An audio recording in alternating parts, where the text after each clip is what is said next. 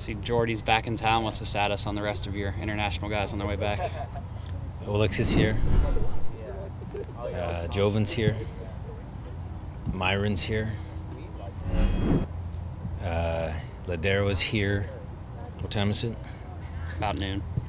He'll be here very soon. And Torres will be here shortly thereafter. So they're all going to be here today. For the guys who did get back today, how did it feel that they came back in, and how does their form look after the international break? Jordy was good. I mean, the games were made for him. We had some patterns to goal, and, you know, strikers like playing when the goals are close together, so he looked good. I mean, they love that. It's an easy day for them. Do you expect all those guys to be available this weekend? Yes, absolutely. How did you see Olex? He obviously had a big confidence booster with his national team. How did he look today? He was up in the gym doing a regen session because they had really long flights. Mm-hmm. So that's the issue with the international windows, is you never know where they're coming from. So to get to St. Vincent, Ezra can tell you, it's not easy. Early thoughts on the big game coming up? It's a big game. We're doing the best we can to prepare. We'll have another training session with the full squad tomorrow. And we will not underestimate our opponent. San Jose is a good team. They're at home. They need the points. We need the points. We will be ready for that. From a defensive perspective, what does San Jose do so well on offense that's going to make it difficult for you guys?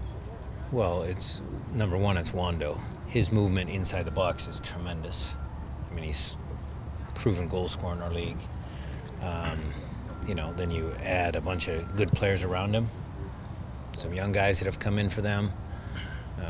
You know, I love seeing Cordell Cato out there, you know, who we liked here in Seattle, playing right back. It gives them an attacking punch. Stewart. I mean, it's a good team. So, you know, Dom's a good coach. That's a good team. It starts with Wondo. Got to make sure he doesn't score. Coach, after the Portland match 2 weeks ago, you mentioned in your press conference, you said it was your responsibility to make sure the guys were ready in the first half, clearly down 4-0. How do you plan to alter your pregame preparations to make sure that they come out strong in the first 45 minutes against San Jose? Well, the messaging to the group this week is it can't happen again. Right. Some of the tactical issues on the field of, you know, that first corner kick, we needed to make sure we're all in the right positions, being cognizant of other teams and their set pieces and how they pick and what they do on set pieces. We will go over that in great detail and just make sure that we're ready. I mean, it's simple as that. It's a, you know, soccer's a sporting event. It's, you know, you can do all the preparation. Sometimes it works, sometimes it doesn't, but you won't be able to accuse us of not preparing the team. Wondo, a proven goal scorer, but especially against you guys, I think he scored more goals than he has than anybody else ever has. Why do you think that is? Is that just a big player getting up for big games, or? I couldn't tell you, Matt. I think that, you know, it's another one of those odd coincidences. Maybe he likes playing at CenturyLink. Maybe, I don't know, if he has family up here, he plays well in front of his family. I don't know. But ever since I've been watching him play, he's been a competitive player. The guy wants to win, and that's one of the qualities that I really like about him. So he's always, in any game, not just against us, he's up for the battle. He's up for the fight. Sure. You mentioned that Torres was one of those guys that can really battle. He battled great with Adi. Would he be one of those guys that maybe you want to put against Wondo? Are you asking me if Ramon's going to play?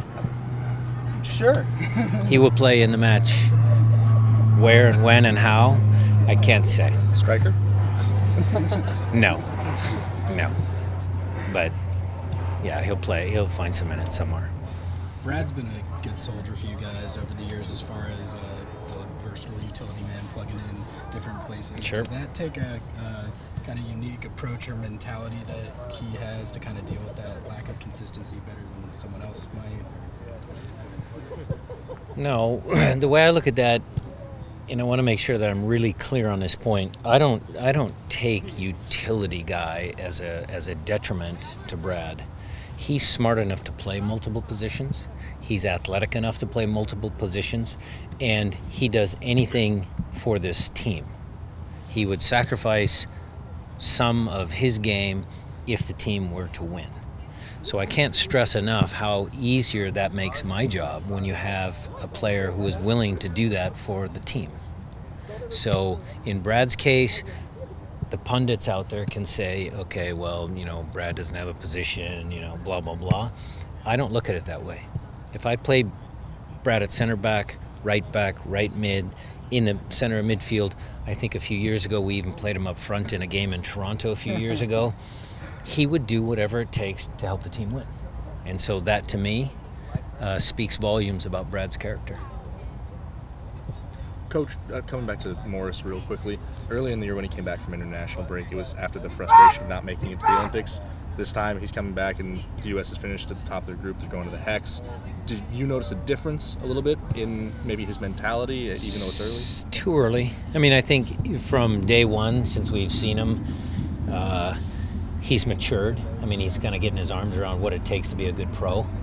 So I think that learning curve might just be coincide with his national team experiences, his other experiences.